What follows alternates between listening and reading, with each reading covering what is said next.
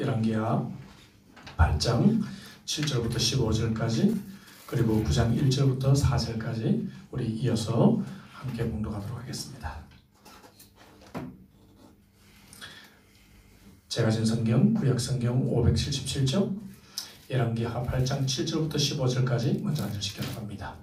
7절 제가 읽습니다. 엘리사가 다메섹에 갔을 때에 아람 왕 벤하닷이 병들었더니 왕에게 들리기를 이르되 하나님의 사람이 여기 이르렀나이다 하니 왕이 하사엘에게 이르되 너는 손에 예물을 가지고 가서 하나님의 사람을 맞이하고 내가 이 병에서 살아나겠는지 그를 통하여 여호와께 물으라. 하사엘이 그를 맞이하러 갈새 다메섹의 모든 좋은 물품으로 예물을 삼아 가지고 낙타 40마리에 싣고 나아가서 그의 앞에 서서 이르되 당신의 아들 아람 왕 벤하닷이 나를 당신에게 보내 이르되 나의 이 병이 낫겠나이까 하더이다 하니 엘리사가 이르되 너는 가서 그에게 말하기를 왕이 반드시 나으리라 하라. 그러나 여호와께서 그가 반드시 죽으리라고 내게 알게 하셨느니라 하고 하나님의 사람이 그가 부끄러워하기까지 그의 얼굴을 쏘아보다가 우니 하사엘이 이르되 내 주여 어찌하여 우시나이까 하는지라. 대답하되 내가 이스라엘 자손에게 행한 모든 악을 내가 알미라. 내가 그들의 성에 불을 지르며 장정에 칼로 죽이며 어린아이를 맺히며 아이 벤 부녀를 가르리라 하니 하사엘이 이르되 당신의 개같은 종이 무엇이기에 이런 큰일을 행하오리까 하더라. 엘리사가 대답하되 여호와께서 내가 아람 왕이 될 것을 내게 알게 하셨느니라 하더라. 엘리사가 그의 주인에게 나아가니 왕이 그에게 15절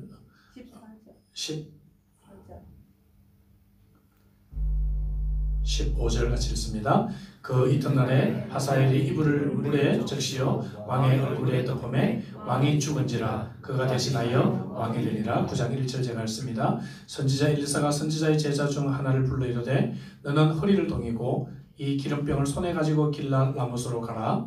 거기에 이르거든 님시의 손자 여호사밧의 아들 예후를 찾아 들어가서 그의 형제 중에서 일어나게 하고 그를 데리고 골방으로 들어가. 다같이 기름병을 가지고 그의 머리에 부으며 이르기를 여호와의 말씀이 내가 내게 기름을 부어 이스라엘 왕으로 삼게라 하셨느니라 하고 곧 문을 열고 도망하되 지체하지 말지니라 하니. 4절 마지막 그 청년 곧 그 선지자의 청년이 길라 라못으로 가니라. 아멘. 아멘.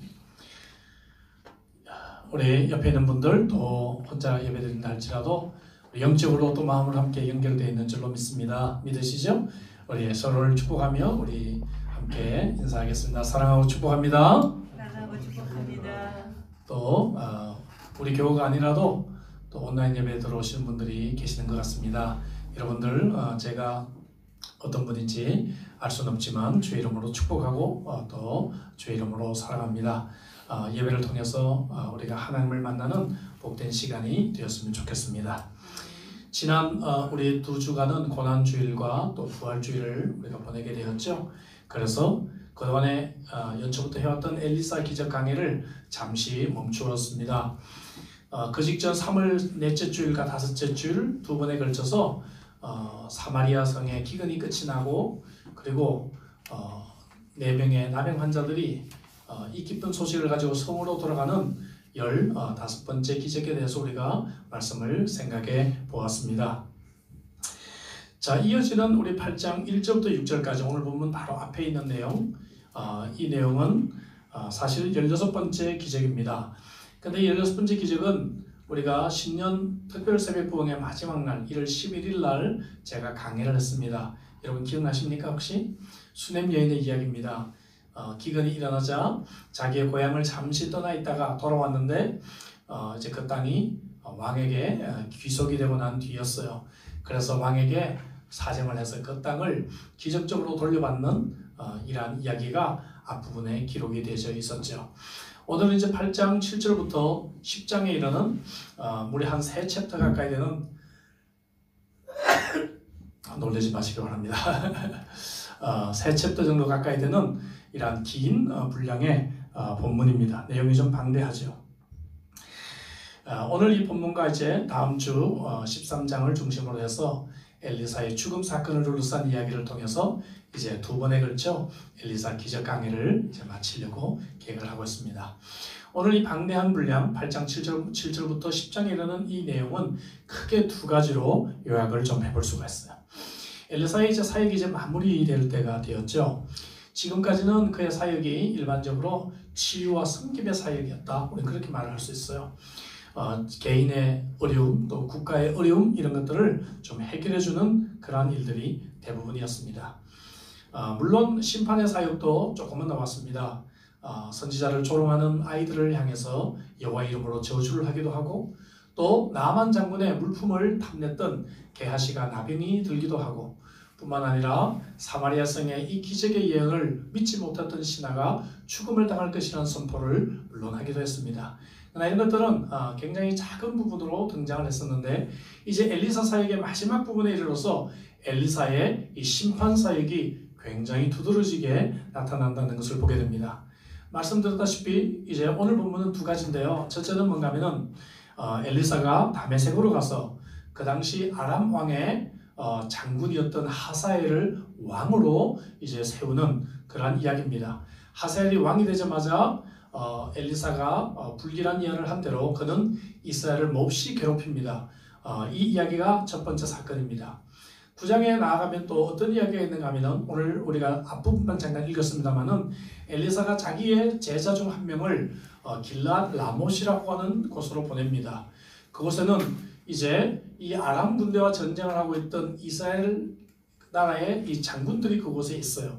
그곳에서 예후 장군에게 기름을 부어서 왕으로 세우라고 하는 것입니다. 그 결과 이 예후는 그동안 우상을 숨겨오던 이 요람 왕과 그리고 그의 신하들, 그의 가족들, 심지어 이 바알신을 이제 숭배했던 그러한 제사장들을 모조리 몰살시키는 그러한 일종의 종교개혁을 단행하게 됩니다. 뿐만 아니라 그 당시 이제 유다와 이스라엘이 왕들이 서로 이제 사돈 관계를 맺으면서 결탁이 되어 있었습니다. 이 당시 유다 왕은 아하시아 왕이었는데 이 유명한 이세벨의 이 외손자였어요. 그래서 아버지 때부터 내려왔던 그러한 이 이스라엘과 그런 사돈 관계 속에서 이어졌던 바알 숭배가 이 유다 나라에 만연하게 퍼져 있었는데 마침 이제 요람왕을 죽이는 그곳에 와 있던 아하시아 왕까지도 예후가 칼을 들어 죽이게 됩니다. 이러므로 인해서 대대적인 종교개혁이 시작이 되고 그리고 이스라엘과 유다는 새로운 왕을 이제 세워서 새롭게 출발하는 그러한 이야기가 10장까지 이어지고 있습니다. 여러분 8장에서 엘리사가 아람 군대 장관 하사엘을 왕으로 세우고 9장에서 또 이스라엘 군대 장관 예후를 왕으로 세우고 또 이 두 사람이 칼을 들고 사람을 죽이고 하는 이러한 이야기들이 굉장히 유사한 그러한 내용입니다. 그러면서도 약간씩 다른 이 내용들을 통해서 오늘 우리는 하나님의 은혜를 좀 생각해 보려고 합니다. 여러분 하나님께서 두 가지 사건 모두 엘리사에게 하나님의 영감을 부어주셔서 정확하게 예언을 하게 하셨고 그리고 하나님의 뜻을 수행하는 기적을 행하게 됩니다. 어떤 설교는 좀 양념이 좀 들어가서 좀 맛있게 요리가 돼야 되지만 어떤 설교는 또 담백하게 진행이 돼야 됩니다. 오늘 설교는 조금 담백한 설교가 될 것입니다. 여러분들이 집중하시고 성경과 성경 속에 저와 함께 여행을 좀 해봤으면 좋겠습니다. 자, 근데 여러분 이 두 가지 사역은 오늘 말씀드린 이 두 가지 사역은 원래 엘리야에게 주었던 사역이에요. 엘리야에게 주셨던 사명이라는 것을 여러분들이 아십니까?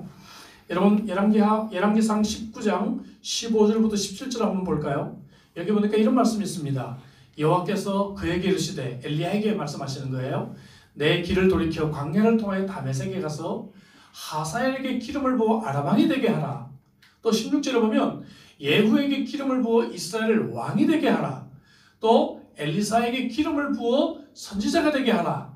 하사엘의 칼을 피하면 예후가 죽이고 예후의 칼을 피하면 엘리사가 죽이리라. 이런 사명을 원래 엘리야에게 주었던 말씀이에요. 근데 여러분 엘리야가 이 세 가지 사명 중에서 엘리사를 자기의 후계자 선지자로 세우는 거 이거 하나만 하고 하늘나라로 떠나버리고 그는 말았습니다. 남은 이 두 가지 사역이 엘리야의 사역을 계승한 엘리사에게 전승이 되었고, 이제 엘리사는 이 자기에게 이어졌던 이 두 가지 사명을 그는 수행하고 있는 것을 보게 되는 것입니다. 여러분, 이 모든 상황 속에서 하나님은 너무나 세밀하게 간섭하시고 섭리하고 계심을 우리는 깨닫게 될 것입니다. 그래서 우리가 오늘 본문에 나오는 이 두 가지 사건을 엘리사의 17번째 기적이다, 이렇게 우리가 분류를 하고 우리가 두 가지로 함께 말씀을 생각해 보고 싶습니다. 먼저 첫째는 오늘 이 본문을 통해서 우리가 배워야 될 것은 사명으로 사는 인생이 어떤 것인가 하는 것을 우리들에게 보여주고 있다는 것입니다. 7절을 보니까 엘리사가 다메섹에 갔을 때에 이렇게 시작을 해요. 근데 한글 성경에는 없지만 원문에는 그리고 라고는 접속사로 시작이 됩니다. 이것은 앞에 있는 내용을 봤죠. 앞에 수넴 여인이 기근이 일어나서 다른 곳으로 떠났던 이야기가 나왔다 그랬습니다. 마찬가지로 엘리사도 역시 이 기근의 때에 그곳을 떠나 다메섹으로 향하게 되었어요. 왜요? 편하게 살려고 떠났을까요? 그렇지 않습니다. 일반적으로 기근의 때가 되면요, 하나님의 말씀도 여러분 기근을 경험하게 됩니다. 기근은 하나님이 내리는 심판이고 하나님의 진노가 머무는 곳이기 때문에 여호와의 말씀이 그곳에 침묵을 합니다. 엘리야의 경우도 아합 왕 때 3년 반 동안 기근이 내렸습니다. 그때 엘리야가 설교를 했다는 그런 기록이 없죠. 그는 그리 시냇가 혹은 또 사르밧으로 다니면서 사역을 했을 뿐입니다.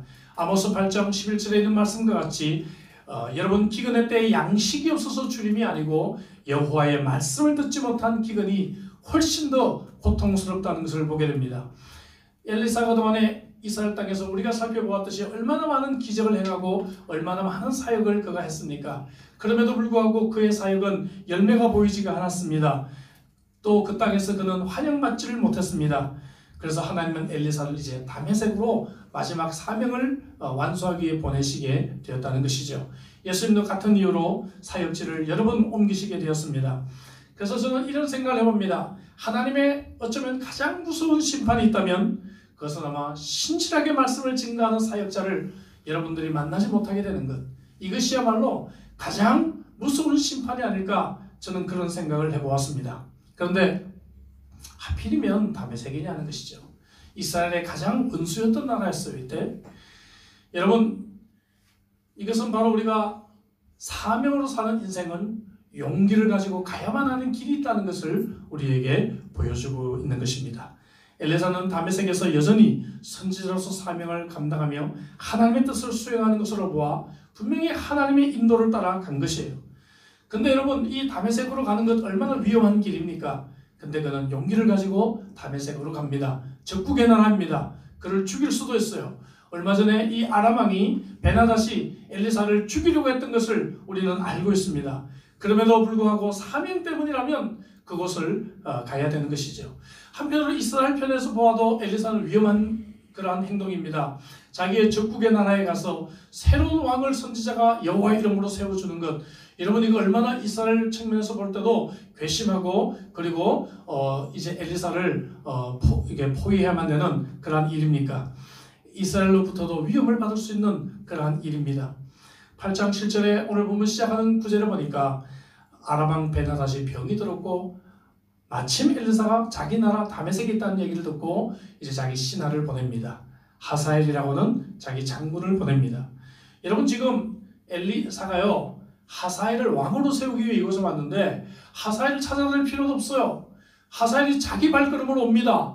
그냥 오는 것도 아니고 선물을 한 보따리 가지고 와요. 예, 얼마나 기가 막힌 하나님의 도구인지 알 수가 없어요. 하나님은 지금도 우리가 생각하지 못했던 사람들을 만나게 하시고 상상하지 못했던 환경들을 하나님은 변화시키고 계시는 섭리하시는 하나님이신 줄 믿습니다. 자, 9장에 나오는 두 번째 사건도 마찬가지예요. 예후를 왕으로 세우는 일, 엘리사가 직접 가지 않고 그의 제자를 보냅니다. 왜 그럴까요? 지금 왕이 있는데 다른 왕을 세우는 것, 일종의 반역 아니겠어요? 위험한 일입니다. 엘리사는 누구나 다 알 수 있는 유명한 인사였어요. 뿐만 아니라 여러분이 엘리사같이 유명한 선지자가 이제 움직인다는 것은 그 당시에 관심거리가 아니 될 수가 없었어요.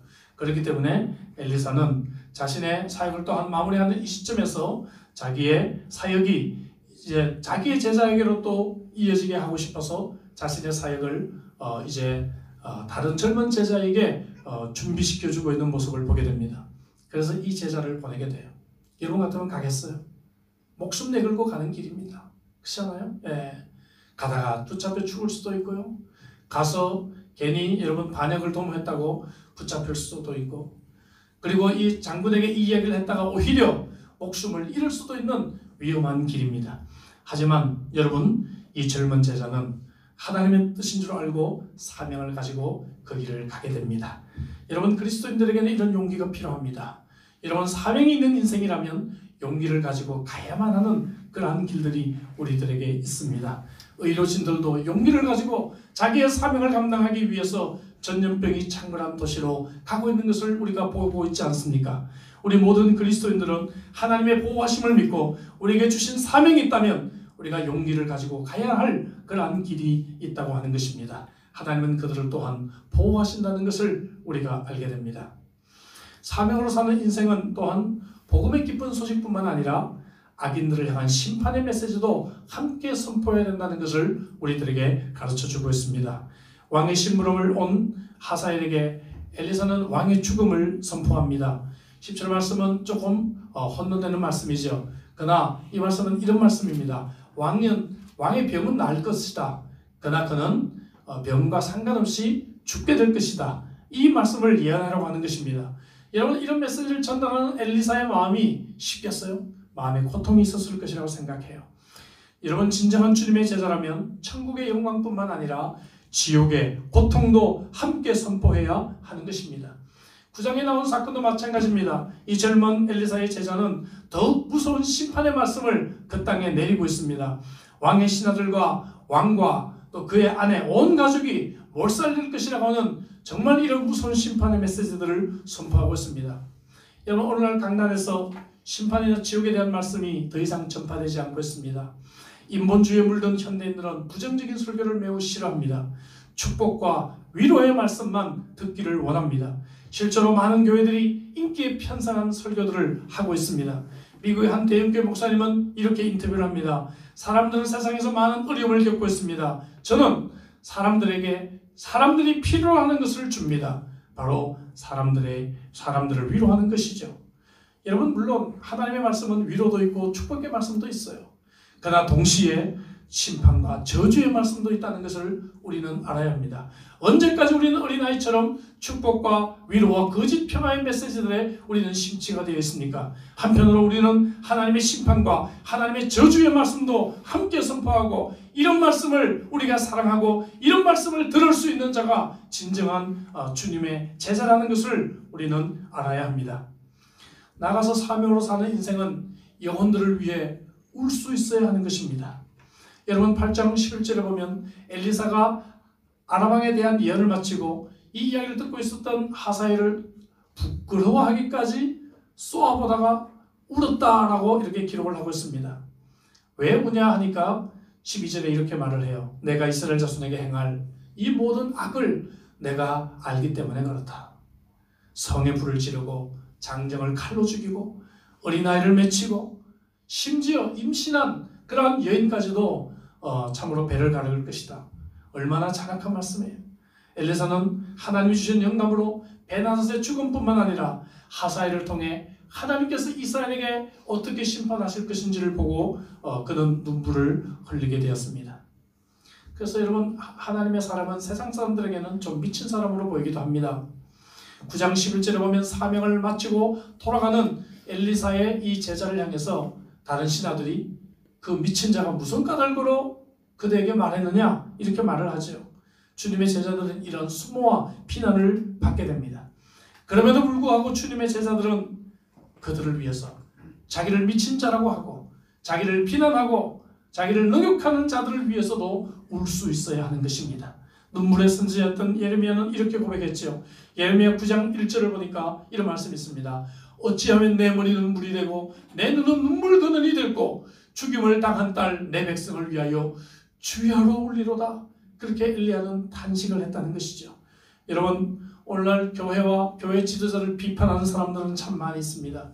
특히 이번 코로나 바이러스 때문에 한국 교회들이 너무너무 욕을 많이 먹었습니다. 사실 이란 교회 이 신천지를 제외하고 나면 극히 일부의 교회에서 문제가 발생했습니다. 그 정도는 어떤 단체나 어떠한 식당, 클럽 이런 데서 문제가 다 발생했던 일입니다. 실질적으로 객관적으로 경기도의 통계를 보니까 경기도가 얼마나 교회들을 많이 조사하고 많이 여러분 그렇게 통제를 했어요. 근데 경기도의 이 조사를 보니까 99.6%의 교회가 완벽한 이 방역 수칙을 지키고 모범적으로 수행하고 있었다고 자기들이 보고를 했습니다. 이렇게 사실 거의 대부분의 교회들이 이 방역 수칙을 지키면서도 온라인 예배를 드리면서도 이 사역을 놓지 않으려고 정말 눈물겨운 투쟁을 그동안에 해왔다 그 말이죠. 그런데 세상의 언론이 비난하는 것은 그럴 수 있어요. 세상의 언론들이 교회에 대해서 더 높은 수준의 그러한 기준을 요구하는구나. 우린 그렇게 이해할 수 있는데 참 많은 여러분 그리스도인들이 한국교회를 싸잡아 욕하고 그리고 심지어 목사와 선교사들이 SNS에서 한국교회를 욕하는 걸 보고 저는 너무너무 가슴이 아팠습니다. 너무너무 가슴이 아팠어요. 왜냐하면 제가 아는 한국교회 목사님들은 말씀드렸다시피 다 방역수칙 모범적으로 준수하고요. 그리고 정말 그럼에도 불구하고 솔선수범해서 먼저 온라인 예배를 드렸고 이렇게 정말 사역을 위해서 분투하고 있는데 너무 쉽게 돌을 던지고 너무 쉽게 한국교회를 비난하는 모습을 보면서 과연 저 사람들에게 눈물이 있을까? 저 사람들에게 우리가 가지고 있는 그 안타까움에 눈물이 있을까 하는 그런 마음의 고통이 제 마음속에 있었습니다. 저는 교회를 대변하거나 교회 입장을 제가 이렇게 디펜스하려고 하는 것은 아닙니다. 제가 여러분들에게 말하고 싶은 것은 우리들에게 이런 눈물이 있느냐 하는 것을 여러분들에게 묻고 싶은 것입니다. 지금도 저와 제 아내는 예배를 드리러 이곳에 오거나 혹은 출근해서 이 자리에 오게 되면 눈물이 앞을 가릴 때가 있습니다. 여러분 사역이 많은 부분이 막혀있고 이렇게 성도들을 보지 못하고 카메라 앞에서 설교를 하고 이런 상황들이 계속 오래되면서 정말 우리가 이러한 상황 속에서 어떻게 하나님의 나라를 숨기고 어떻게 우리 성도들을 돌보고 어떻게 사역을 해야 할 것인지에 대한 안타까운 마음이 우리들에게 있다 하는 것이죠. 여러분들의 이런 눈물이 있는지를 묻고 싶습니다. 사랑하는 형제자매 여러분, 눈물이 있는 성도가 되시기를 주 이름으로 축복합니다. 눈물이 있는 교사가 되고 눈물이 있는 아버지가 되고 눈물이 있는 어머니가 되고 눈물이 있는 주님의 진정한 제자가 되시기를 주 이름으로 축복합니다. 지금까지 우리는 사명으로 사는 인생에 대해서 좀 간단하게 몇 가지를 좀 생각해 봤습니다. 오늘 이 이야기는 두 번째로 하나님께서 그들의 일상에서 어떻게 승리하시는지를 바라보면서 이 사건을 통해 이 예고된 심판이 어떻게 수행됐는지를 우리들에게 또한 보여주고 있습니다. 하나님이 왜 심판을 하실까? 그것은 사람들이 하나님을 버리고 우상을 숭배하고 갖은 악행을 저질렀기 때문입니다. 8장에 나오는 아람왕 베나닷을 예를 들어볼까요? 그는 얼마 전까지 엘리사의 목숨을 노렸던 사람이에요. 자기가 병에 걸리자 엘리사에게 하나님의 사람이다 이렇게 아양을 뜹니다. 믿음으로 이런 호칭을 하는 것이 아니에요. 여러분 자기 육체에 관심이 있기 때문에 그렇습니다. 선물 공세를 퍼붓습니다. 얼마 전까지 죽이려고 했던 이 사람이 자기가 병들자 이렇게 간사한 모습을 보이고 있습니다. 이것이 인간의 모습이죠. 엘리사에게 그렇다고 기도를 부탁하거나 혹은 하나님을 의지하는 것이 아닙니다. 단지 자신의 미래를 점치기를 원했던 그러한 모습입니다. 여러분 정말 흥미로운 사실이 있어요. 이방나라 왕은 이렇게라도 하나님을 찾고 있는데 막상 하나님의 백성인 이스라엘은 이방신을 찾고 있었다는 것이죠. 이것이 그 당시의 상황이에요. 여러분 이스라엘 백성들은 정작 이방신을 섬기고 있고 이방나라 이 우상의 본거지인 이 나라 왕은 자기가 급한 상황이 되니까 하나님을 찾고 있습니다. 이제 엘리야에게 하나님께서 심판을 명하셨는데 그때가 무르익었다는 것을 우리가 보게 되죠. 하사엘을 또 생각해 볼까요? 하사엘.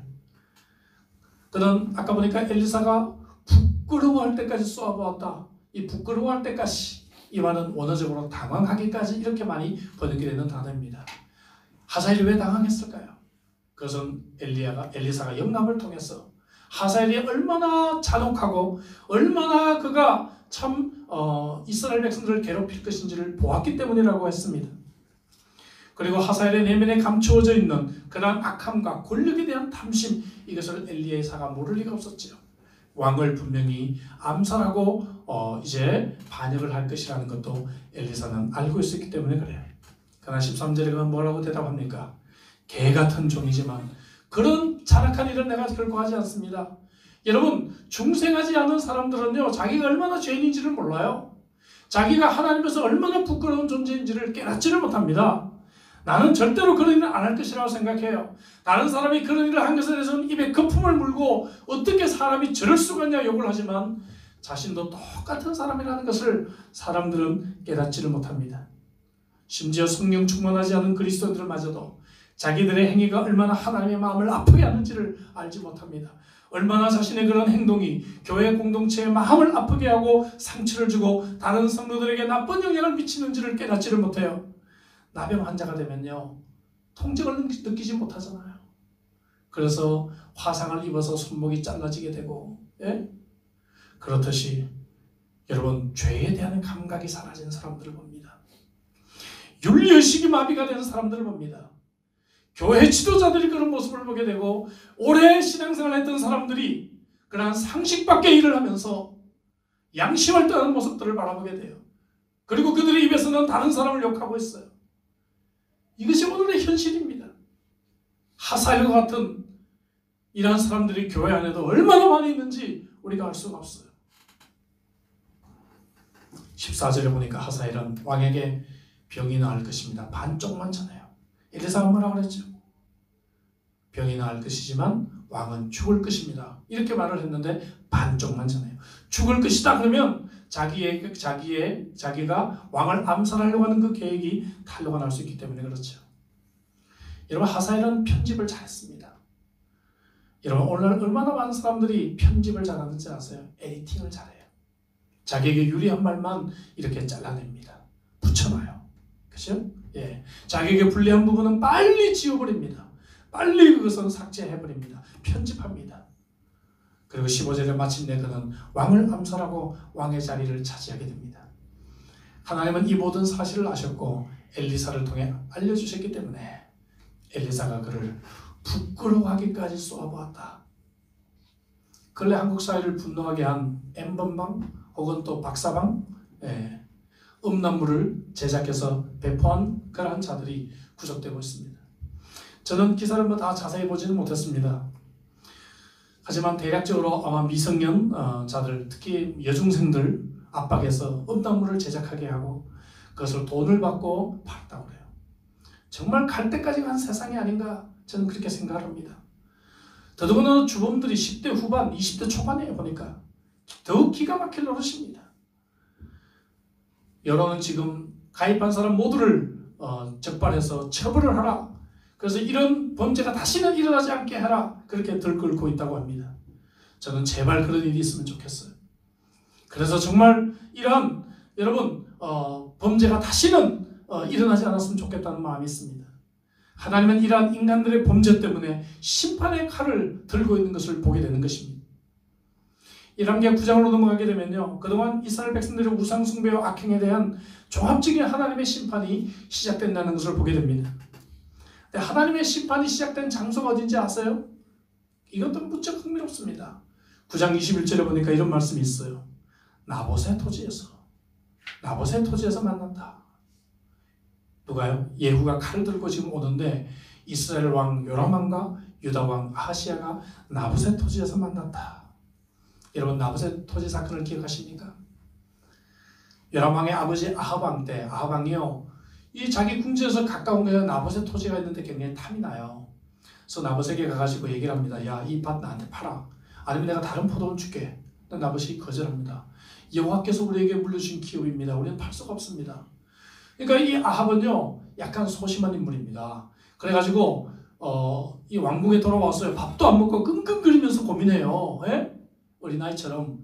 근데 여러분, 아내 이세벨은요, 이 남자 같잖아요, 스타일이. 그러니까 왕이시여, 왜 그렇게 고민합니까? 얘기를 해요. 그러니까 걱정하지 마세요. 제가 해결해 드릴게요.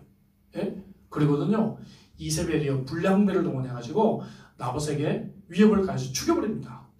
그리고는 이 땅을 강제로 빼앗아서 자기 남편 왕에게 줘요.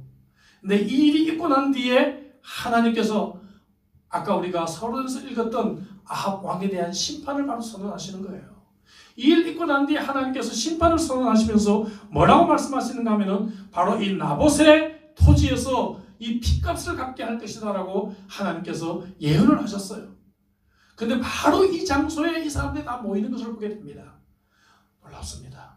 여러분, 우리 상황에 우연은 없어요. 이 모든 상황 속에 하나님의 섭리가 있다는 것을 보게 됩니다.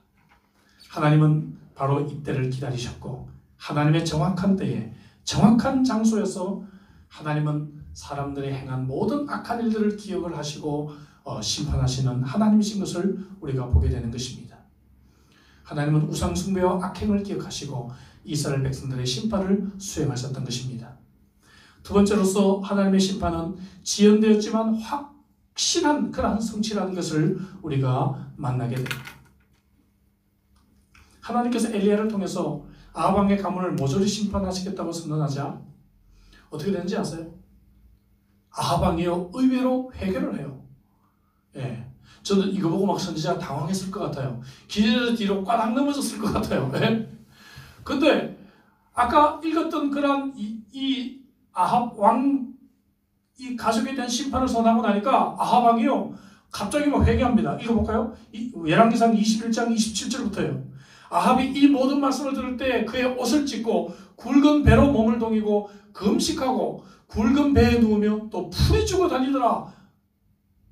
놀랍죠? 그죠? 놀랍습니다. 사실 이 아합 왕의 회개는 일시적인 회개예요. 위기를 모면하기 위한 회개예요.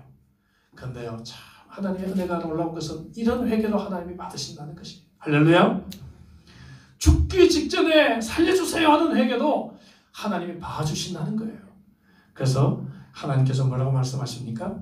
28절 29절에 보니까 아합이 내 앞에서 겸비함을 보느냐. 29절에 그가 내 앞에서 겸비함으로 내가 재앙을 저의 시대에는 내리지 아니하고 그 아들의 시대에야 그의 집에 재앙을 내리리라. 여러분 이제 오늘 본문이 이해되십니까? 그죠?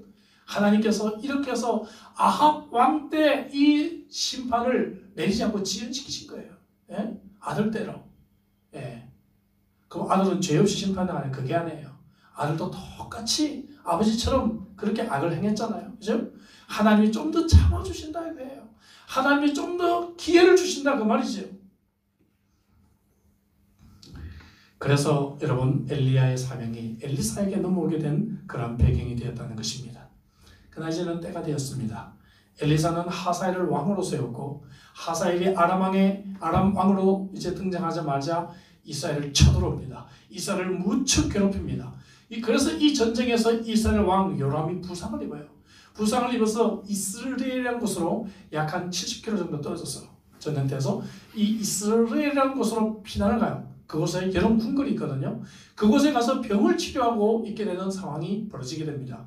그리고 이제 반대로 유다왕 아하시야, 아까 얘기했죠, 사동간이라고. 이 아하시야가 요람왕이 전쟁에서 부상을 입었다는 얘기를 듣고 이제 병문안을 이곳에 오게 되는 것입니다. 이렇게 해서 이제 사건이 이루어지게 되는 것이죠. 전쟁터인 라못은 따라서 장차 왕이 될 예후를 비롯해서 장군들만 있게 되고, 여러분 왕이 없이 장군들만 있게 되는 이 절호의 기회를 하나님은 사용하셔서 엘리사의 제자가 그곳에 가서 예후를 이제 왕으로 기름 붓게 되었다는 것입니다. 역사의 시간표가 너무나 정확하게 맞아떨어지고 있고 모든 상황이 너무나 완벽하게 여러분 일치하게 된다는 것을 보게 됩니다. 역사를 주관하십니다. 하나님은 지금도 모든 상황을 섭리하신 줄로 믿습니다. 때때로 우리가 답답할 때가 있고 지금 집 밖에 잘 나가지 못하는 상황이 너무나 힘들 때도 있고, 그리고 지금 참으로 일어나고 있는 이런 많은 일들이 우리의 마음을 아프게 한다 할지라도 여러분 이 모든 상황 속에 하나님은 살아계십니다. 믿으시기를 바랍니다. 하나님은 역사하고 계십니다. 하나님은 이 모든 환경을 섭리하고 계심을 믿으시기를 주의 이름으로 축복합니다. 한편 엘리사는요, 자신의 사역이 마지막에 이를 때까지 이 두 가지 사건을 미뤄온 것이 어쩌면 그의 사역이 조금이라도 열매가 있기를 기대했는지도 몰라요. 그가 이제 더 이상 그의 사역의 열매를 기대할 수가 없게 되고 그가 죽기 전에 엘리야로부터 물려받았던 이 사명을 이제 완수하기 위해서 다메섹으로 가는 것으로부터 오늘 이 10장까지 이 많은 사건들이 동시에 일어나게 되었다는 것입니다. 하나님은 이제 때가 돼서 하사엘과 예후의 칼을 사용하셔서 지연되었던 심판을 마침내 성취하시는 것입니다. 하나님은 자기 백성의 죄악을 오래 참으시지만 죄가 넘치면 반드시 심판하십니다. 베드로서 3장 9절에 이런 말씀이 있습니다. 주의 약속은 어떤 이들이 더디다고 생각하는 것 같이 더딘 것이 아니라 오직 주께서 너희를 대하여 오래 참으사 아무도 멸망하지 아니하고 다 회개하게 이르기를 원하시느니라. 할렐루야. 여러분 지금의 이 코로나 바이러스 상황, 이 상황이 저도 빨리 끝나기를 위해 기도하고 있습니다. 그러나 저는 또 한 가지 기도 제목이 있어요. 하나님, 이 백성들이 이 시기를 통해서 배워야 할 교훈이 있다면, 회개하고 돌이켜야 할 것들이 있다면 빨리 돌이키게 해달라고 저는 기도합니다. 그것이 있고 난 뒤에 하나님이 이것을 멈추지 않을까 생각하기 때문에 그래요. 여러분, 지금이 회개할 때입니다. 지금 저와 여러분들이 무릎을 꿇어야 할 때라고 저는 생각합니다. 얼마 전에 브라질에서 길거리에 수많은 그리스도인들이 무릎을 꿇고 기도하는 영상을 본 적이 있습니다. 여러분, 지금이 바로 그렇게 회개할 때라고 저는 믿습니다. 여러분들이 지금 오늘 예배하는 이 자리에 무릎을 꿇고 하나님께 나아가는 그러한 은혜의 자리가 되시기를 주 이름으로 축복합니다. 마지막 세 번째로, 여러분, 하나님은 하사엘과 같은 악한 자도 사용하시지만 하나님은 선한 도구들도 사용하십니다. 하나님께 쓰임받는 도구들이 여러 가지로 있다는 것을 우리는 보게 됩니다. 하나님은 이 심판을 행하실 때 도구들을 사용하시고 축복을 위해서도 이 도구들을 사용하십니다. 예후도 아합 왕과 우상 숭배자들 심판하는 도구로 사용하시게 됩니다.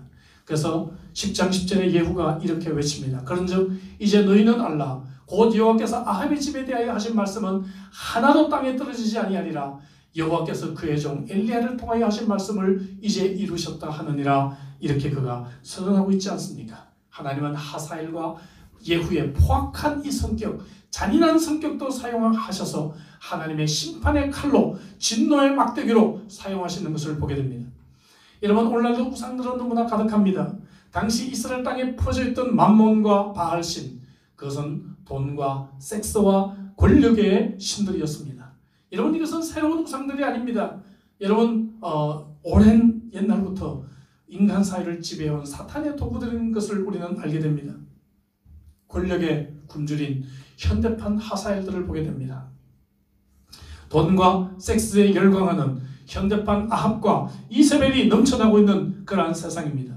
하사엘의 칼과 예후의 칼이 당시의 사람들을 심판했지만 하나님께서 오늘 이 시대에 무엇으로 지금 심판하고 계실까? 우리는 우리의 눈을 들어 볼 수 있어야 합니다. 코로나 바이러스로 인해 어려운 시기를 지나면서 우리는 영적 시각으로 하나님의 섭리를 볼 수 있어야 합니다. 근래 가장 많이 듣는 말이 어떤 단어예요?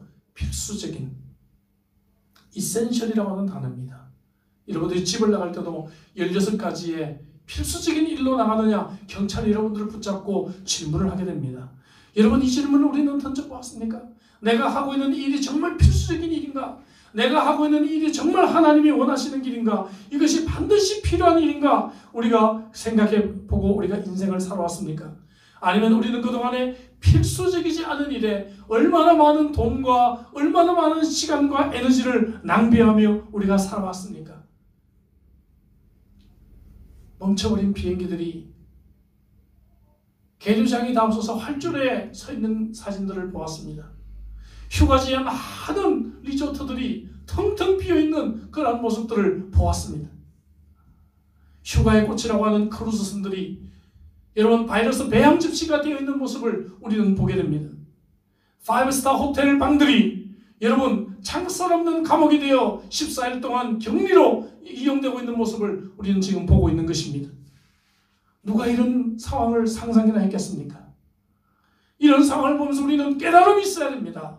이런 상황을 보면서 하나님의 승리를 볼 수 있는 영적인 눈이 우리들에게 있어야 합니다.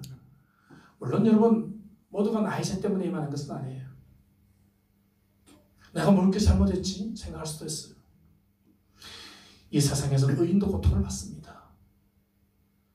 우상이 만연하고 하나님을 멀리했던 이스라엘과 유다 땅에 기근이 임하고 전쟁이 임했을 때 하나님을 신실하게 섬겼던 자들도 피신을 가기도 하고 같이 고통을 입고 전쟁에 죽기도 해요. 여러분, 내가 꼭 죄를 지어서 그런 것만은 아니에요. 그러나 여러분, 우리가 정말 눈을 들어서 이 사회를 볼 때 하나님의 진노가 정말 마땅하지 않는가, 하나님의 심판하심이 정말 지연되었다가 이제 나타나는 것이 아닌가 하는 그런 눈물이 우리들에게 있다는 것입니다. 하나님은 선한 도구를 덮으러 사용하십니다. 이방인이었던 바사왕 고레스도 그런 인물이었죠. 그는 역대하 36장 22절 이하에 보면 하나님의 마음을 감동시키십니다. 이스라엘을 본국으로 돌아가게 하는 이런 정말 위대한 일에 쓰임받게 됩니다. 부장에 나왔던 엘리사 선지자의 작은 수련생도 마찬가지입니다. 그는 이름도 없는 무명의 젊은 그러한 사역자입니다. 하지만 위대한 종교개혁을 하는 일에 크게 쓰임을 받았습니다. 거침없이 칼을 들어 심판을 수행했던 예후도 이 무명의 젊은 여러분 사역자 앞에서 무릎을 꿇고 머리를 숙여 기름 부음을 받았습니다. 그리고 이스라엘에 해묵었던 이 악행들이 심판을 받게 되고 새로운 사회가 시작되었다는 것을 보게 됩니다. 여러분들은 어떤 도구로 사용되기를 원하십니까? 여러분들은 죄를 짓는 도구로 사용되기를 원하십니까? 아니면 여러분들은 하사엘이나 예후처럼 심판을 이제 하는데 이용되는 그러한 도구가 되기를 원하십니까? 아니면 엘리사의 작은 그러한 종처럼 하나님의 축복의 도구로 사용되기를 원하십니까? 여러분, 인생 한 번밖에 없어요. 우리 주위에 죽어나는 사람들을 보십시오. 15만 명 이상이 세상을 떠났습니다. 여러분, 이런 상황 속에서 우리 인생이 얼마나 짧고 우리 인생이 유한한지를 깨달아야 합니다. 한 번뿐인 인생입니다. 무엇을 위해 사시겠습니까? 하나님의 멋진 도구가 되시기를 주 이름으로 축복합니다. 하나님께서는 예후가 한 종교개혁을 기뻐하셨어요. 10장 30절에 보면 내가 나보기에 정직한 일을 행하되 잘 행하여 내 마음에 있는 대로 아합 집에 다 행하였은즉 내 자손이 이스라엘 왕위를 이어 4대를 지내리라. 그래서 예후 왕가가 4대 동안 이스라엘 왕이 돼요. 100년에 걸쳐서 이스라엘을 다스리게 되는데 여러분, 이스라엘의 역사가 불과 210년입니다. 210년의 절반을 이 예후 왕가가 다스리게 됩니다. 이것은 어느 왕가보다도 가장 오래 이스라엘을 다스리게 되는 그런 축복을 누리게 되었다는 것이죠.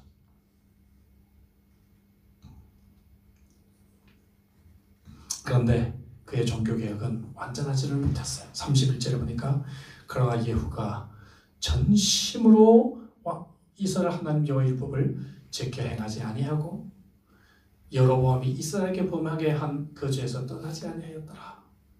이렇게 여러분 참 아쉬운 모습으로 예후의 이야기가 끝이 나요. 그 앞부분에 보아도 28절 29절에 보아도 예후가 이와 같이 이스라엘 중에서 바알을 멸하였으나 29절에 이스라엘에게 범죄하게 한 느밧의 아들 여로보암의 죄 곧 베델과 단에 있는 금송아지를 섬기는 죄에서는 떠나지 아니했다.